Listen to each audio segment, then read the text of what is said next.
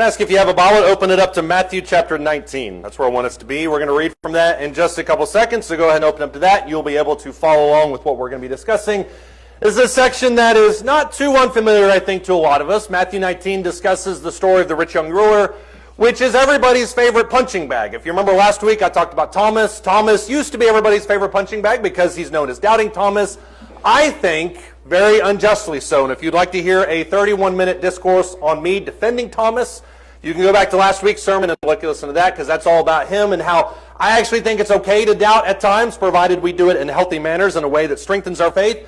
And I think the same thing about Matthew 19. When we talk about the rich young ruler, he seems like somebody that's very easy to just kind of dismiss and just say, well, he's not really relevant to me, and especially somebody who comes from such an inordinate amount of wealth, you would think he'd be a little bit more amenable to giving some of it away.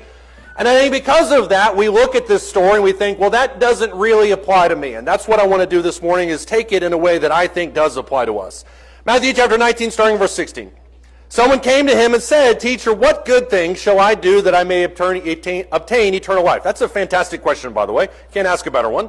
He said to him, verse 17, "Why are you asking me about what is good? There's only one who is good. But if you wish to enter into life, keep the commandments." And he said to him, "Which ones?" And Jesus said, "You shall not commit murder, you shall not commit adultery, you shall not steal, you shall not bear false witness, honor your father and mother, and you shall love your neighbor as yourself." And the young man said, and the other gospel accounts kind of indicate that maybe he's a little smug when he says this, he said to him, "All these things I have kept. I've never sinned at all ever in my eternal life, or in my entire life. What am I still lacking?" And Jesus said to him, verse 21, "If you wish to be complete, go and sell your possessions and give to the poor, and you will have treasure in heaven, and come follow me." But when the young man heard this statement, verse 22, he went away grieving, for he was one who owed much property. As I mentioned earlier, I think when we look at this statement, we think of this man's response to Jesus. Jesus says, you need to be perfect. If you want to be perfect, that's really what you're after in life, which we all should be in some form or fashion. But if you want to be complete, go and sell your property and give to the poor. And then, as he says, you will have treasure in heaven. That seems like a slam dunk. If you've nailed everything else, just go give some of your property away. And of course, whenever we speak on this subject, we always talk about the reason why Jesus demands this specific thing. And it's because, as we understand, wealth and money, as you can see from his reaction to verse 22, is the thing that is stopping him from fully embracing what it means to be a Christian, fully means to be a disciple. Expressing that love to other people, showing that love to others by giving his goods, by giving his possessions. It's also, I would argue, about removing an idol from his life. But the rich young ruler didn't take it very well, because when you read this section, especially there in verse 22, it doesn't say that he denied it. It doesn't say that he got angry. It says that he went away sorrowful. And I think that's a very unique phrase, because oftentimes when you tell people something, if you want to be perfect, if you want to be right with God, these are the things you need to do. Oftentimes we kick back against that. We get angry, we get dismissive, we get defensive. He didn't do that. He went away sorrowful, because he knows, and Jesus knows, that's the one thing that's stopping him. And if I had a time travel machine, I'd love to go back as this man is walking away, just put my arm around him and say to him, "Why are you sad right now?" Because I really would like to know what's going on in your head. Are you mad about this? Do you have like a favorite beach house that you don't want to give up? What is it that's really upsetting you about this moment? Of course, we don't need a time travel machine. That's not relevant for our discussion today. But what is relevant for our discussion today is if we applied this story to ourselves. And I would love for everybody here this morning to think about this in terms of them being the rich young ruler. Let's say that you walk up to Jesus, and you say, as a 39-year-old millennial, I walk up to Jesus and I say, "God, I want to be perfect. I want to be complete. Help me to do all these things." And Jesus says, "Well, go do the commandments. Just follow what God says." And I smugly look at him and says, I got that all taken care of. I know there's something I'm missing. Dig deep, Jesus. Really analyze my life.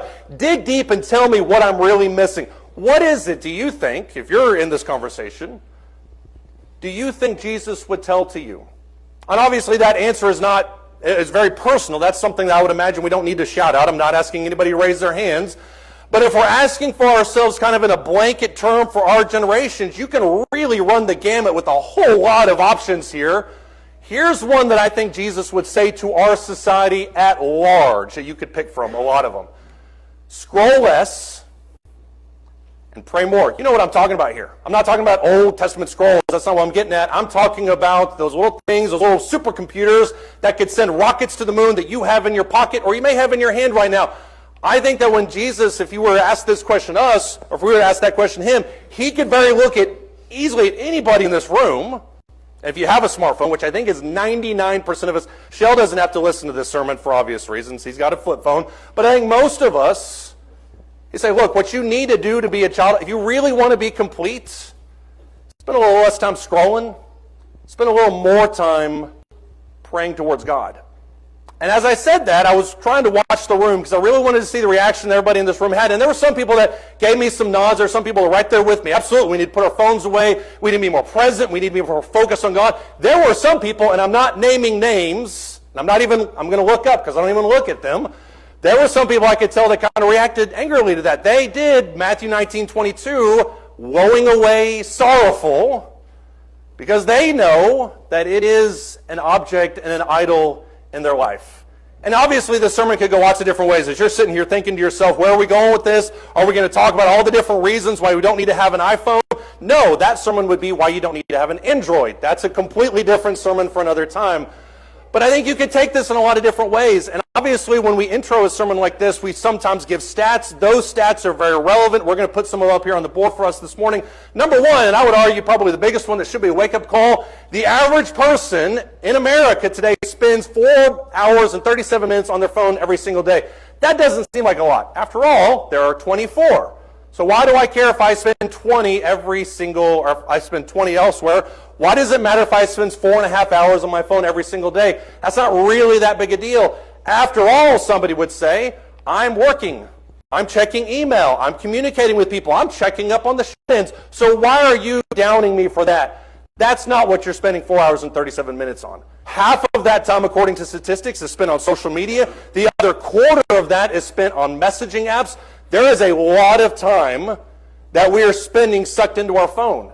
And if that time doesn't really seem relevant to you, think about this. 4.5 hours every day equals out to 70 days a year. To make that more relevant for us in our current landscape, that's essentially from the beginning of the year up until right now. Imagine if you spent from New Year's Eve all the way to this moment buried in your phone. That's essentially how much time we spend every single year or every single day spending on our cell phones. That's the most obvious statistic. We can beat that into the ground all we want to. There are other, I think, that speak more appropriately to our cell phone usage, iPhone usage. I'm not going to acknowledge Androids anymore in this sermon. The average daily pickups, which I didn't realize you could actually check this on your phone. If you have an iPhone, you can go to settings, you can go to screen time. The average amount of times you pick up your phone every single day, 58 times. That's actually quite a bit skewed towards the younger generation. The older generation is more around 30. Younger generation is more around 80 or 90. Here's the one that might shock you. We touch our phone, and I know there's not a comma in that, and it bugs me too. We touch our phone 2,600 times a day with swipes, scrolls, whatever, jingle around your pocket, whatever it is. You touch it 2,600 times a day. That's a lot. That is like 1 every 5 seconds. I'm not a math person, obviously, but that's a lot of time we spend touching our phone. Nomophobia, which is an actual registered syndrome with the American Health Association. Nomophobia defines the fear of being without your phone. 58% of adults have it, and to nobody's surprise, 89% of college students have nomophobia. They can't exist. I remember one time I went to the movies and forgot my phone back at the house. I had the most liberating experience of my life because you're untethered to any form of communication. When now they were asked, what's the primary use for your smartphone? This is probably the most relevant statistic. The most common usage for being on phone for that long, I'm just bored. It's not work, it's not school, it's not messaging other people. I'm just a little bit bored. And I didn't realize this because I come from a generation that existed before the internet and now is growing up with the internet. But I didn't realize this, but there's actually a movement by lots of people to try and get rid of cell phones and daily usage. It's especially predominant amongst millennials and Gen Zers. One person had this to say. This was a 19-year-old college student who traded out his iPhone for a flip phone. He had this to say. He said, I had stronger friendships with people who weren't always on their phone, scrolling Instagram Reels, TikTok short-form videos, getting brain rot. I also started to notice, and this is relevant, I started to notice that those friends also had trouble concentrating and focusing. I feel that. Have you ever been in a conversation with somebody who is checking their Apple Watch or their smartphone in the middle of it? It's a really frustrating moment. And so this person said, I realized that I developed stronger relationships when I didn't have that. One business owner mentioned that he eliminated smartphones from his office and his output went up 20%. Nothing else changed. But his output went up 20%.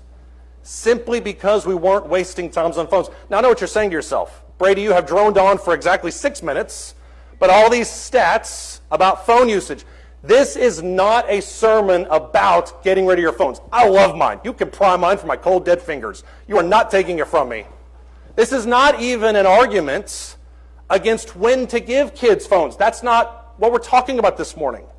The main focus that I would argue for us this morning is to be mindful about how we're spending our time.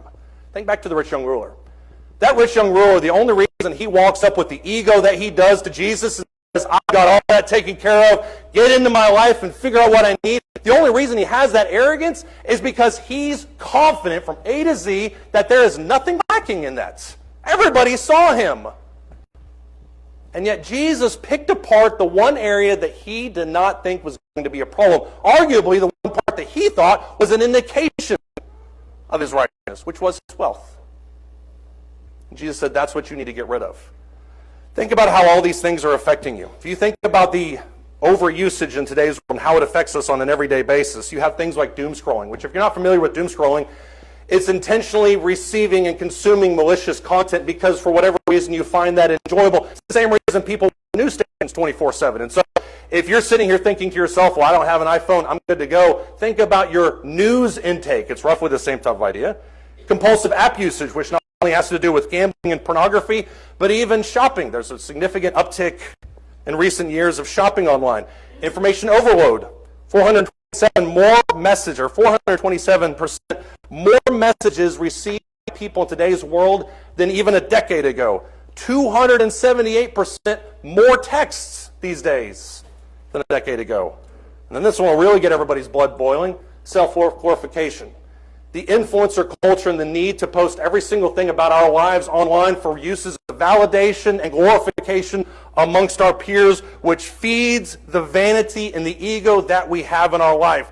These are all issues. I don't know where you stand on any of these. I know where I stand, and it's on all of them. And so if you're sitting here thinking to yourself, I don't know why you're talking to me directly, just know that I'm talking to myself first before I talk to you. So we think about this need for iPhone usage and the addiction that comes with this stuff and all the problems that can come with it. If we cycle back to that conversation that Jesus would have with us, if the rich young ruler, if I would stand there and ask Jesus, what's the problem with my wealth? If the rich young ruler said, what's the problem with my wealth? He would have had a much more enriching conversation.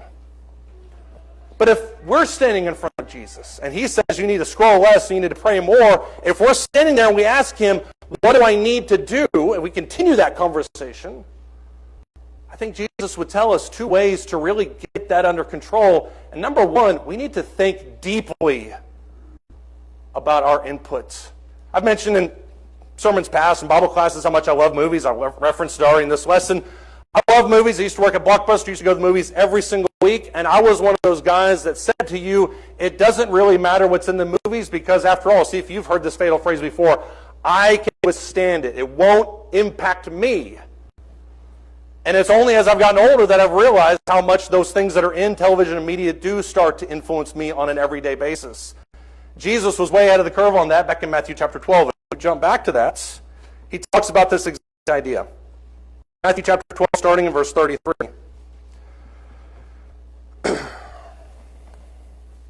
He says, either make the tree good and its fruit good, or make the tree bad and its fruit bad, for the tree is known by its fruit. In other words, the things that you say identifies what type of person you are. That's what you need to understand. Verse 34, you brood of vipers, talking to the Pharisees, how can you, being evil, speak what is good? You can't, because the inside of you is corrupt. It's toxic. Verse 34, for the mouth speaks out of that which fills the heart. If you highlight or underline in your Bible, that's a fantastic phrase. Then he goes on to expound on this in verse 35. The good man brings out of his good treasure what is good. The evil man brings out of his evil treasure what is evil. But I tell you, verse 36, that every careless word that people speak, they will give an accounting for it in the day of judgment. For by your words, verse 37, you will be justified, and by your words you will be condemned. I don't know about you, but those last few verses terrify me. The idea of standing before God, and God looking at me and saying to him, I remember what you said that day. I remember that careless word. I remember that accidental thing that you said at one point in time, and I'm going to call you on it right now. I would look at him, God, and say, well, I didn't mean that. It just kind of came out. Have you ever said that? It just kind of came out of me. I remember where it came from. It came from your heart. And so my defense of my actions, my defense of my language, what I first need to do in my life is to take inventory of what I'm putting into my life. And if I'm somebody who walks around all doom and gloom, if I'm somebody who walks around thinking that we're all just going to be obliterated by a nuclear war, maybe that's because of my consumption. Maybe it's because I'm not praying as I should. Maybe it's because the consumption isn't spiritual. Look in Luke, the 6th chapter. Luke chapter 6. This is more or less a parallel phrase, but I like what he says here specifically. Luke chapter 6, starting in verse 39.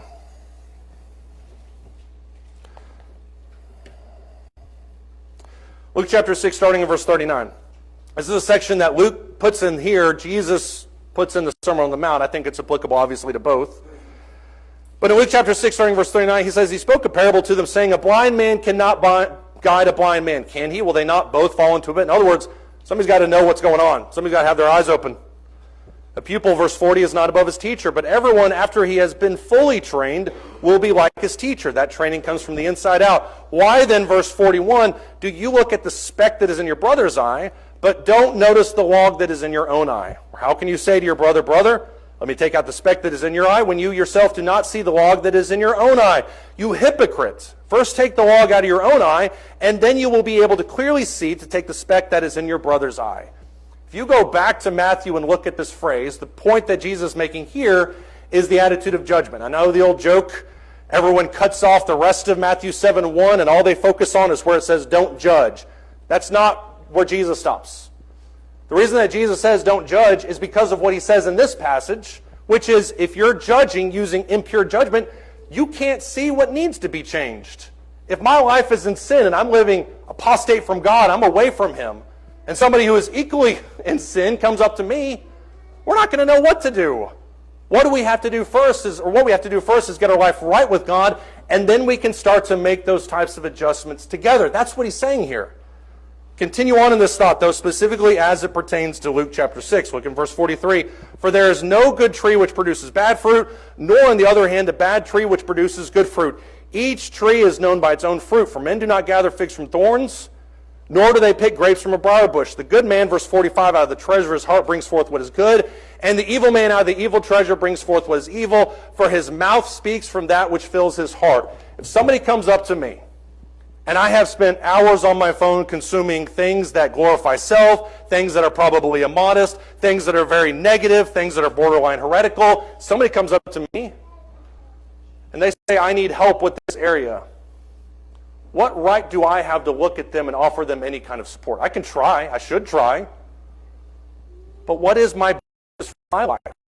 Jesus would talk elsewhere that you can't speak unless your eye is clear, your eye is pure. And once you purify your eye, then you can see clearly. Is my eye pure? Or has it been contaminated by all the things that I see in my everyday life? I love the word that he uses here in Luke chapter 6, especially there in verse 45. He uses this word twice in this verse. He uses the word treasure. And I'm not a Greek scholar, I'm certainly not a Hebrew scholar, although I do play one on Sundays and Wednesdays. But that word treasury can equate it to the word storehouse. And so what he's arguing for here in Luke chapter 6, verse 45 is you put things into your storehouse, your soul, your life, and you draw from things around you. And things in my life that I put into my storehouse, and I don't like what's coming out of my storehouse, then maybe I need to take inventory of my life. The average Gen Zer spends 52 minutes every single day on Instagram. That is, by most estimations, 792 pieces of content every single day. By contrast, the average person reads about 30 seconds worth of their Bible every single day. Do you see the inequality there? And so when we're talking about iPhone usage or phone usage or any kind of digital addiction that we may have, we have to begin by talking about our input. What are those things that we're bringing into our soul? Because I guarantee you, those you're pulling out of your storehouse to talk to other people. And this is really the genesis of this entire sermon, is this idea of being still. Several months ago, I came across an Exodus where the people leave Egypt and they're walking across the Red Sea, or walking through the Red Sea. Water's on the side, obviously, but they get to the other side. They're all upside down about what's happening. They see the Egyptian army coming and they're very upset about it. They're very scared. And Moses very distinctly chooses the phrase, be still. He doesn't say, don't panic. He doesn't say, go hide behind the rock. He doesn't say, get your swords out. What he says is, be still and see the salvation of the Lord. 15 times in Scripture, this idea of this phrase, be still, is used, and it's almost always used in reference to some feeling of an impending calamity. And I think what's fascinating about that is it doesn't talk about denying what's in front of you. It tells us to simply be still and watch the salvation of the Lord. 1942 in the Blitz, there was a bombing of Britain for about 18 months straight. And obviously, as you can imagine, in those days in 1940, everybody in Britain was very upset. They're very upside down about it. You never knew at what point in time bombs were going to start dropping on your house. And so the British government realized that one of the best ways they could do to combat this was not necessarily increased arms production, although they certainly did that, but one of the things that they could do was they instituted at 9 p.m. every night what they called the quiet hour. And for 1 minute at 9 o'clock for, I think, 6 months straight, what they did was at 9 o'clock, everything on BBC News stopped, everything on the radio stopped, and all they did was just sit there and they just listened. And the idea was to spend it in contemplation of your life, or more accurately, to spend it in prayer. Can you imagine if we did the exact same thing in our world? Can you imagine if, in a time like now, where it just seems like every news cycle and everything you see online is just one calamity after another, one tragedy after another, can you imagine if they said to themselves, what we're going to do is we're going to stop all internet, we're just going to shut off, imagine this big old switch, we're going to shut off the internet for 1 minute every day, 4:55, that's when we're going to shut off. And you as Americans and me as American, I'm just going to spend 1 minute in prayer and in contemplation, and I'm just going to be still, and I'm going to think about my life. I toyed around with doing that actually this morning. I toyed around with the idea of us just stopping, everybody putting everything down, and just for a solid minute just thinking about God, thinking in prayer, just looking at everybody around you. Then I realized, number one, basically 100 eyeballs that are looking at me, and that's really awkward for a lot of reasons. But number two, we just did that. We literally, for 1 minute, twice, 15 minutes ago, did that with the Lord's Supper. We stopped what we were doing, we put down our phones, we put down, or maybe you were reading your Bible, still on, but we put down every care and concern in our life, and for 1 minute, we just thought about this. Here's my question for you. Did you actually think about that? Did you actually spend that minute in contemplation of Jesus' sacrifice? Did I spend that minute? Or were we busy thinking about the chips and salsa that we're going to get in about 20 minutes from now? Did we think about that? Did we spend it thinking in the imaginary grocery list that we got to make for this week? Or we thinking about the WBC that's coming up tonight, which you should watch that, U.S. versus Dominican Republic. This little shout out for that. Or were we thinking about that instead? Or were we able to spend 1 or 2 minutes out of the entire week just thinking about God? Dietrich Bonhoeffer, who was a German priest during World War II, had this to say about the nature of distraction. He said, many people seek fellowship, and he talks about the influx of people into churches. He said, many people seek fellowship because they are afraid to be alone. Because they cannot stand loneliness, they are driven to seek the company of other people. It's a sad reality in our life that most of us don't like the idea of being still. We want to be distracted. We want to be tuned into something around us. And the idea of just being still for a moment honestly scares us half to death. Look at Psalm 8. One of the more beautiful psalms in my opinion. Written by David, who is no stranger to writing psalms. Obviously, he wrote a lot of them. He had a lot of time on his hand being a shepherd, and I like to imagine this is one of those moments when he probably thought more deeply about the nature of God. Out there on the hilltop, and he's staring up at the stars. Psalm 8, starting verse 1, he says, O Lord, our Lord, how majestic is your name in all the earth, who have displayed your splendor above the heavens. From the mouth of infants and nursing babes you've established strength because of your adversaries to make the enemy and the revengeful cease. When I consider, verse 3, the heavens, your heavens, the work of your fingers, the moon and the stars, which you ordained. Stop there for a second. What posture does David have? Imagine David on that hilltop out in the middle of Judea as he looks up towards the stars. He's got all these sheep and goats, and they're all making these random noises, but he's looking up.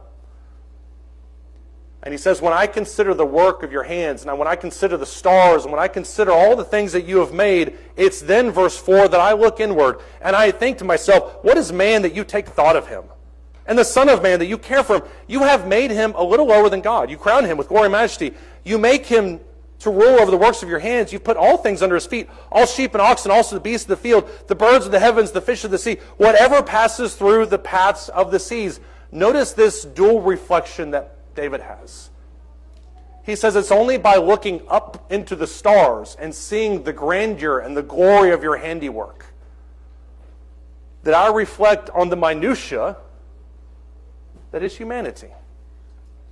If you flip that and you look into your phone for 6 hours a day, what do you get? You get content that algorithmically is based around your preferences. You get friends that you know. You get content that you have decided that you would like to see. And so when we spend 6 hours a day inside of our phone, what we're really telling ourselves, in contrast to Psalm 8, is, I am the most important being in the universe. But when we're still and we look into the heavens, and we meditate and think about God, we're reminded of His power. Book of Lamentations, starting in chapter 3. Jeremiah writes, remember my affliction, my wandering, the wormwood, the bitterness. Surely my soul remembers and is bowed down within me. This I recall to my mind, therefore I have hope. The Lord's loving kindness never ceases. His compassions, they never fail. They are new every morning. Great is your faithfulness. The Lord is my portion, verse 24 says my soul. Therefore I have hope in him. The Lord is good to those who wait for him, to the person who seeks him. It is good, verse 26, talking about us as humanity. It is good that he, me, you, everybody, it is good that we wait silently for the salvation of the Lord. It is good, verse 27, for a man that he should bear the yoke in his youth. Let him sit alone and be silent, since he has laid it on him. Think about it for a second. Let him put his mouth in the dust. Perhaps there's hope. Let him give his cheek to the smiter. Let him be filled with reproach, for the Lord will not reject forever. For if he causes grief, then he's going to have compassion, according to his abundant loving kindness. He does not afflict willingly or grieve the sons of men, to crush under his feet all the peoples of the land, to deprive a man of justice in the presence of the Most High, to defraud a man in his lawsuit. Of these things the Lord does not approve. Who is here who speaks and it comes to pass unless the Lord has commanded it? Is it not from the mouth of the Most High that both good and ill go forth? It is good, he argues, and you can define youth however you want to, but it is good that you put your face in the dirt, that I put my face in the dirt, that I bear the brunt of the things in this world. Because in those moments when I'm sitting there and I'm still, I'm cognizant of the fact that it says in the last half of that section that God will not abandon us forever. It's only in the stillness that we lean on God. And it may be that we haven't been still as much as we need to be.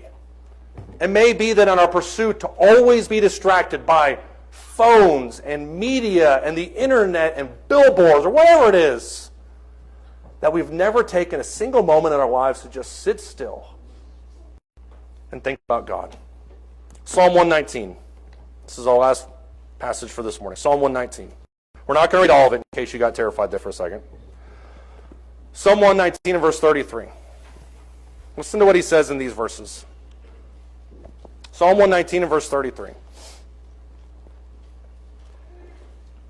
He says, teach me, O Lord, the way of your statutes, and I shall observe it to the end.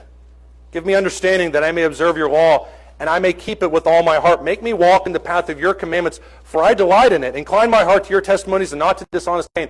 That's a guy that's leaning towards God. I want to know. I want to understand. I want to feel. I want to grasp what you tell me to do. By contrast, verse 37, turn away my eyes from looking at vanity. Revive me in your ways. Establish your word to your servant as that which produces reverence for you. Turn away my reproach which I dread, for your ordinances are good. Behold, I long for your precepts. Revive me through your righteousness. I'm confident this morning that I'm looking at a group of people who diligently want to be closer towards God. But what he says in the middle of that, in the fifth verse that we read there, verse 38-39, is turn me away from everything that doesn't matter. There's a lot in this world. There's a lot on our phones. There's a lot on the news that, quite frankly, either doesn't matter or won't reach us. But the one thing that does matter is what we read in this book. And if we're spending hours and hours and hours, months of our life consuming media that will be gone like that tomorrow, but not spending any time thinking about things that affect us for eternity, then our life is drastically out of balance. And it's no wonder we're mad. It's no wonder we're depressed. It's no wonder we're hopeless. Because we haven't turned to the one who gives us hope. If you're here this morning, you've been apart from God for whatever reason. Maybe it's your wife just gotten busy. Maybe it's circumstances that are in or out of your control. Whatever the situation is, I would encourage you, be more mindful about our time. Spend time searching His scriptures. Make His life our life. Come to Him and do it as we stand and as we sing.